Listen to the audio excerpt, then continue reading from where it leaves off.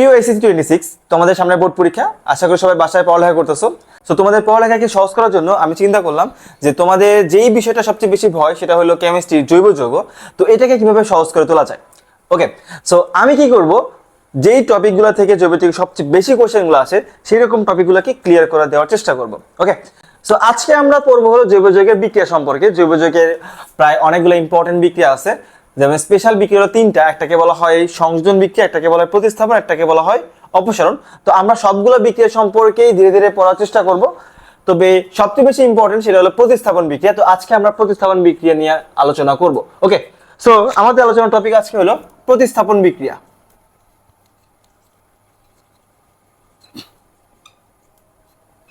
প্রতিস্থাপন বিক্রিয়া।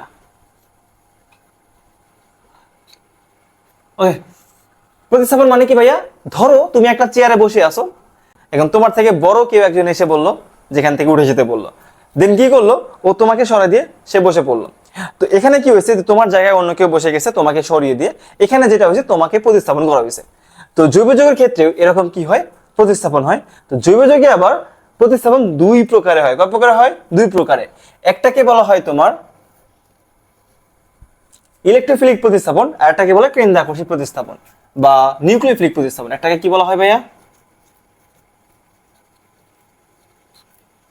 ইলেকট্রোফিলিক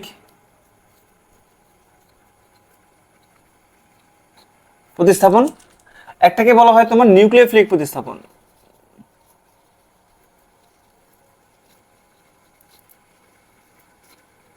একটাকে বলা হয় নিউক্লিওফিলিক প্রতিস্থাপন বিক্রিয়া। ওকে, দুই ধরনের বিক্রিয়া আছে, একটা হলো ইলেকট্রোফিলিক প্রতিস্থাপন বিক্রিয়া, একটা হলো নিউক্লিওফিলিক প্রতিস্থাপন বিক্রিয়া।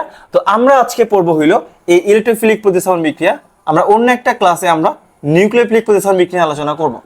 ওকে, সো ইলেকট্রোফিলিক প্রতিস্থাপন মানে কি? মানে হইলো ওই যে তোমাকে যেটা বললাম, কেউ একজন তোমাকে প্রতিস্থাপন করে দিবে। তো এখানে বেসিক্যালি এই ইলেকট্রোফিলিক প্রতিস্থাপন হয় বেনজিন এবং বেনজিনের জাতক সমূহে। কোথায় হবে? বেনজিন এবং বেনজিনের জাতক সমূহে হবে। তো কেউ একজন আসবে, এসে কি করবে, বেনজিন থেকে এসে বেনজিনে যে হাইড্রোজেন আছে হাইড্রোজেনকে সরাই দিয়ে সেখানে বসে পড়বে। তো কেউ একজন আসবে, সে কেমন হবে? যেহেতু ইলেকট্রোফিলিক, তার মানে ইলেকট্রনকে আকর্ষণ করে আসবে। তো যে আসবে তাকে প্লাস হইতে হবে। ওকে, সো ইলেকট্রোফিলিক বিক্রিয়ায় পড়ার শুরুতে আমাকে যেটা জানতে হবে সেটা হলো ইলেকট্রোফাইল সম্পর্কে, যে বেসিক্যালি কি করবে, ইলেকট্রনকে আকর্ষণ করে। তো আমি একটু এখানে তোমাদের বুঝাই যে ইলেকট্রোফাইল জিনিসটা কি। ইলেকট্রোফাইল জিনিসটা কি? ইলেকট্রোফাইল মানে হইল যে ইলেকট্রনকে আকর্ষণ করবে। ঠিক আছে, ইলেকট্রনকে আকর্ষণ করে, ইলেকট্রনের প্রতি আকর্ষণ দেখায়। তো ইলেকট্রোফাইল বেসিক্যালি দুই রকম হইতে পারে। যে ইলেকট্রোফাইল মানে বুঝতেছো ইলেকট্রনকে আকর্ষণ করবে, তাহলে যার উপরে প্লাস চার্জ আছে এটা কি হবে? ইলেকট্রোফাইল। তাহলে কি হবে? একটা হলো পজিটিভ ইলেকট্রোফাইল, একটা হবে কি ভাইয়া? Positive electrophile. ওকে, তো পজিটিভ ইলেকট্রোফাইলের এক্সাম্পলগুলো কি কি দিতে পারি আমরা? যার মাথায় প্লাস থাকবে। ফর এক্সাম্পল ভাইয়া দেখো তো, যে NO2 প্লাস, তারপরে তোমার হইলো CH3 প্লাস হইতে পারে, আবার C2H5 এটা প্লাস হইতে পারে, আবার তোমার হলো Cl প্লাস, Clও কিন্তু প্লাস হয়। ঠিক আছে, এগুলো হলো পজিটিভ ইলেকট্রোফাইল। কেন? সবগুলো মাথায় প্লাস আছে, এরা ইলেকট্রনকে আকর্ষণ করবে, দ্যাটস ওয়াই এরাও কি হবে? ইলেকট্রোফাইল। আর একটা কি আছে ভাইয়া? আর একটা আছে তোমার হইলো নিউট্রাল ইলেকট্রোফাইল বা নিরপেক্ষ ইলেকট্রোফাইল। Neutral electrophile. তো নিউট্রাল কোনগুলা? যার মাথায় প্লাস নাই তাও সে ইলেকট্রনকে আকর্ষণ করবে, এরকম যৌগগুলোকে বলা হয় নিউট্রাল ইলেকট্রোফাইল। ফর এক্সাম্পল যেমন তোমার হলো SO3। ওকে, SO3 একটা নিউট্রাল ইলেকট্রোফাইল। তারপরে তোমার কি আছে, তোমার যে AlCl3, তারপরে তোমার কি আছে FeCl3, তারপরে তোমার কি আছে যে BF3। এগুলো হলো তোমার একটা নিউট্রাল ইলেকট্রোফাইল হিসেবে কাজ করে।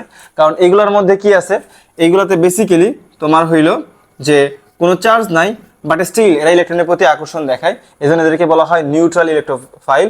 এবং স্পেশালি এদেরকে একটা নামেও ডাকা যায়, সেটাকে বলা হয় লুইস অ্যাসিড। এগুলোকে বলা হয় লুইস অ্যাসিড, মানে যারা একজোড় ইলেকট্রন নিতে পারে এদেরকে কি বলা হয়? লুইস অ্যাসিড বলা হয়। ওকে, এবং এদেরকে নিউট্রাল ইলেকট্রোফাইলও বলা হয়। তো আমাদের এই ইলেকট্রোফিলিক প্রতিস্থাপন জানার জন্য প্রথমে যেটা জানা দরকার ছিল সেটা হলো ইলেকট্রোফাইল জিনিসটা কি। যারা ইলেকট্রনকে আকর্ষণ করবে এদেরকে ইলেকট্রোফাইল বলা হয়। দুই প্রকার, একটা পজিটিভ ইলেকট্রোফাইল, একটা নিউট্রাল ইলেকট্রোফাইল। ক্লিয়ার? ওকে, এখন আমরা আসি হলো যে এই যে ইলেকট্রোফিলিক প্রতিস্থাপন গুলা কোথায় হয়।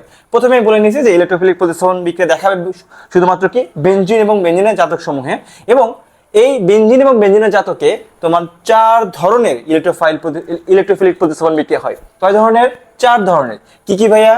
এক নাম্বার যেটা হবে তাকে বলা হয় নাইট্রেশন। কি বলা হয়? নাইট্রেশন, যেখানে তোমার হলো NO2 যে মূলক এটা যুক্ত হবে বেনজিন রিং এর সাথে। ওকে। 2 নাম্বার তাকে বলা হয় সালফোনেশন। কি বলা হয় ভাইয়া? সালফোনেশন। ওকে, যেখানে তোমার কি যে SO3H এই মূলকটা যুক্ত হবে। ওকে, সালফোনিক অ্যাসিড মূলক বলা হয় এটাকে। এবং 3 নাম্বার সেটাকে বলা হয় হ্যালোজেনেশন। কি বলা হয়? হ্যালোজেনেশন। ওকে, এবং 4 নাম্বার তাকে বলা হয় ফ্রিডেল ক্রাফট বলা হয়। Friedel craft. ওকে ভাইয়া, আচ্ছা এই যে ফ্রিডেল ক্রাফট, এই একটা বিজ্ঞানের নাম অনুসারে ফ্রিডেল ক্রাফটটা আসছে। তো ফ্রিডেল ক্রাফট বেসিক্যালি আবার 2 প্রকার হতে পারে। কয় প্রকার? 2 প্রকার হয়। একটাকে বলা হয় অ্যাসাইলেশন, একটাকে বলা হয় তোমার অ্যাসাইলেশন, একটাকে বলা হয় অ্যালকাইলেশন। অ্যালকাইলেশন। ওকে ওকে ভাইয়া, তো ফ্রিডেল ক্রাফট 2 রকম হতে পারে। একটাকে বলা হয় অ্যাসাইলেশন, একটাকে বলা হয় অ্যালকাইলেশন। ক্লিয়ার? তো আমরা একে একে এই যে নাইট্রেশন, সালফোনেশন, হ্যালোজেনেশন এবং ফ্রিডেল ক্রাফট যেগুলো আছে সবগুলো দেখার চেষ্টা করব। ফার্স্টে আমরা আসি হলো নাইট্রেশন জিনিসটা কি। ওকে, সো আমি একটু এখানে মুছে দিই, না হলে আমি জায়গা পাচ্ছি না লেখার। তো ফার্স্টে আমি একটু মুছে দিই। ওকে ভাই, দেখো ফার্স্ট আমি দেখবো নাইট্রেশন জিনিসটা কি। নাইট্রেশন কি? নাইট্রেশন, তাহলে আমাদের প্রথম টপিক হবে নাইট্রেশন। নাইট্রেশন মানে হলো যে বেনজিন রিং এর মধ্যে তোমার NO2 মূলকটা যুক্ত করা, এটাকে বলে নাইট্রেশন। আমি যদি শর্টকাটে সামারি রিঅ্যাকশনটা দেখাই তাহলে জিনিস এরকম হবে। ধরো তোমার কাছে এখানে একটা বেনজিন আছে, বেনজিনের মধ্যে তুমি নাইট্রো মূলক যুক্ত করবা। তো নাইট্রো মূলক অবশ্যই এটা সোর্স থেকে আসতে হবে। তো সোর্সটা হলো তোমার নাইট্রিক অ্যাসিড, অর্থাৎ NO3, কার প্রভাবক? Sulphuric acid H2SO4। এই প্রভাবকের মাধ্যমে দিলে এখানে নাইট্রো মূলকটা যুক্ত হয়ে যাবে। এখান থেকে তোমার হলো NO2 মূলকটা যুক্ত হয়। এখন কথা হলো এটা কিভাবে হয়? আমরা 3টে স্টেপের মাধ্যমে দেব। কয়টা? 3টে স্টেপ। তো নাইট্রেশনের স্টেপ কয়টা ভাইয়া? 3টে স্টেপ আছে। 1 নাম্বার দেখো, স্টেপ 1 মনে রাখবা। স্টেপ 1 এর নাম হলো একটা ইলেকট্রোফাইল তৈরি। কি তৈরি? ইলেকট্রোফাইল তৈরি। স্টেপ 1 এর নাম হলো ইলেকট্রোফাইল তৈরি। ওকে, তো ফার্স্ট আমরা কি করব? একটা ইলেকট্রোফাইল তৈরি করব। ইলেকট্রোফাইলের সোর্স কোনটা? এই যে আমার নাইট্রিক অ্যাসিড এবং সালফিউরিক অ্যাসিডের মাধ্যমে আসবে এটা। ওকে, তাহলে ফার্স্টে আমরা কি NO3 যেটা আছে কার উপস্থিতিতে বিক্রিয়া করবে? Sulphuric acid H2SO4। ওকে, তো এখানে বিক্রিয়া করে যেটা হবে, এই যে আমার NO2 প্লাস একটা কি ইলেকট্রোফাইল তৈরি করবে NO2 প্লাস। এটা কই থেকে আসছে বেসিক্যালি? এই যে দেখো NO3 আছে না, এখান থেকে বেসিক্যালি কি হয় যে একটা NO2 প্লাস বের হয়। তাহলে আর কি কি থাকবে ভাই একটু খেয়াল করো, যে এটা যদি বের হয় তাহলে এখানে আমার একটা হাইড্রোজেন আছে এবং এখানে একটা অক্সিজেন আছে। দ্যাট মিনস এখানে একটা OH আছে। হ্যাঁ, তো এই যে তোমার সালফিউরিক অ্যাসিড আছে, এখান থেকেও কি হবে? একটা হাইড্রোজেন বের হবে। তাহলে এই দুইটা হাইড্রোজেন আর একটা অক্সিজেন মিলে, এরা মিলে কি তৈরি করবে? এরা মিলে একটা পানি তৈরি করবে, তাই না? পানি তৈরি হবে। দ্যাট মিনস এখানে কি তৈরি হবে? একটা পানি তৈরি হবে। ওকে, ক্লিয়ার? আচ্ছা, পানি তৈরি হওয়ার পর এই যে এখান থেকে যখন একটা হাইড্রোজেন বের হবে তখন এখানে কি থাকবে? HSO4 মাইনাস থাকবে। দ্যাট মিনস একটা বাইসালফেট থাকবে। তাহলে HSO4 মাইনাস আর বাইসালফেট থাকবে। বোঝা গেছে? সো এই যে এখানে NO2 প্লাস, এটাকে বলা হয় বেসিক্যালি কি?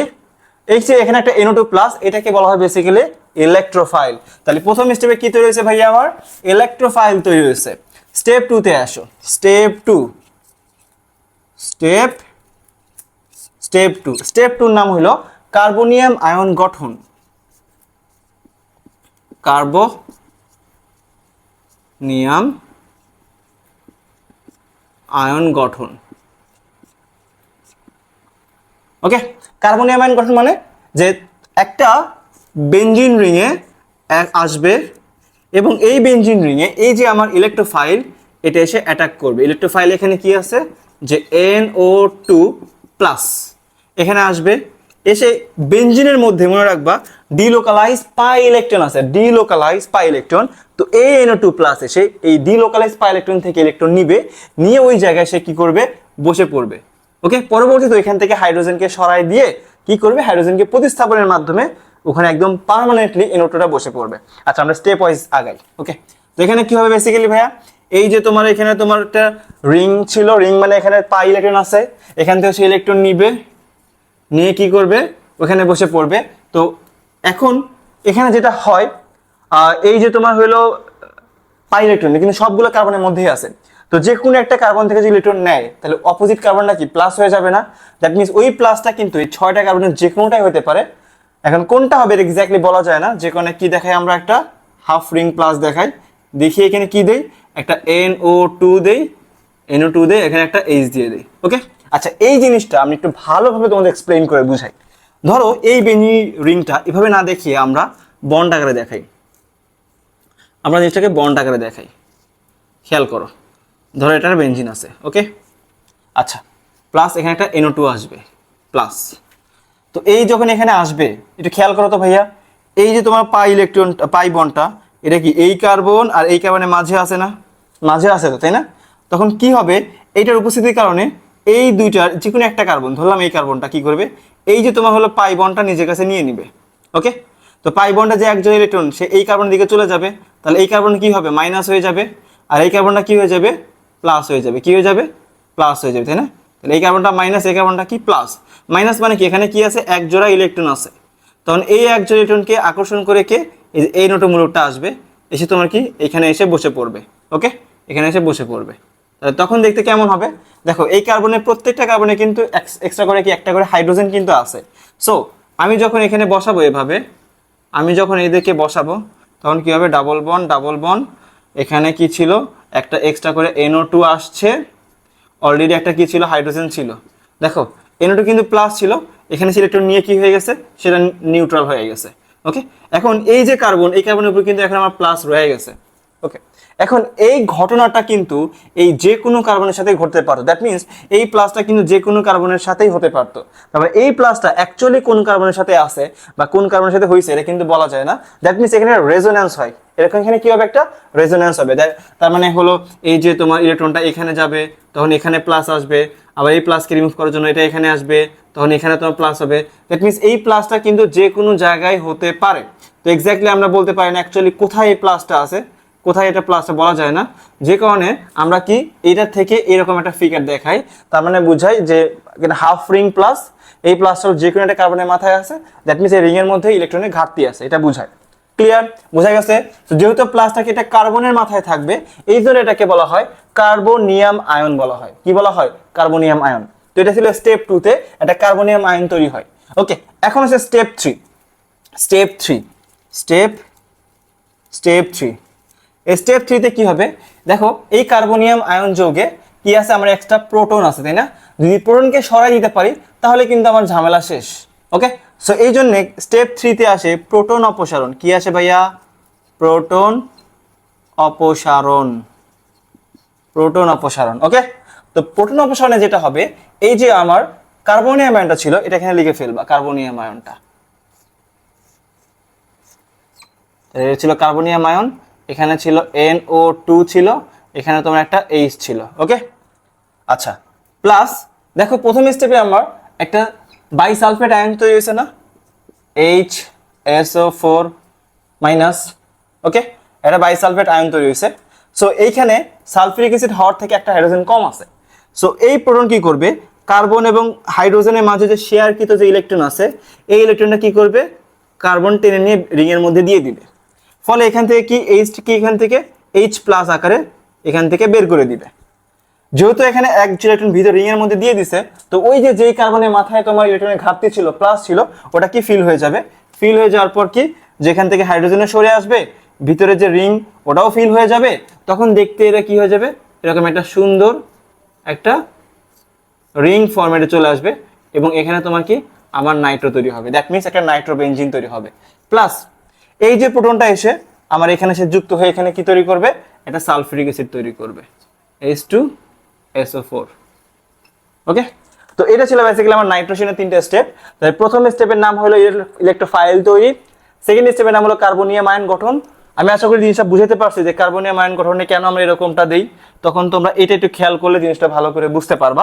ওকে, এবং 3 নাম্বার স্টেপে কি প্রোটন অপসারণ, যেখানে তোমার যে প্রোটনটা থাকে এটাকে অপসারণ করা হয়। কেন অপসারণ করা হয়, কারণ তোমার এই যে তোমার হলো এখানে শেয়ারকৃত যে ইলেকট্রনটা আছে, ইলেকট্রনটা দিয়ে কি করা হয়, ভিতরের মধ্যে যে ইলেকট্রন ঘাটতি আছে এটা পূরণ করা হয়, দিয়ে তোমার কি একটা সুন্দর একটা নাইট্রোবেনজিন কম্পাউন্ড তৈরি হয় এবং একটা সালফিউরিক অ্যাসিড তৈরি হয়। ওকে, তো আশা করি তোমার নাইট্রোজেনটা বুঝতে পারছো।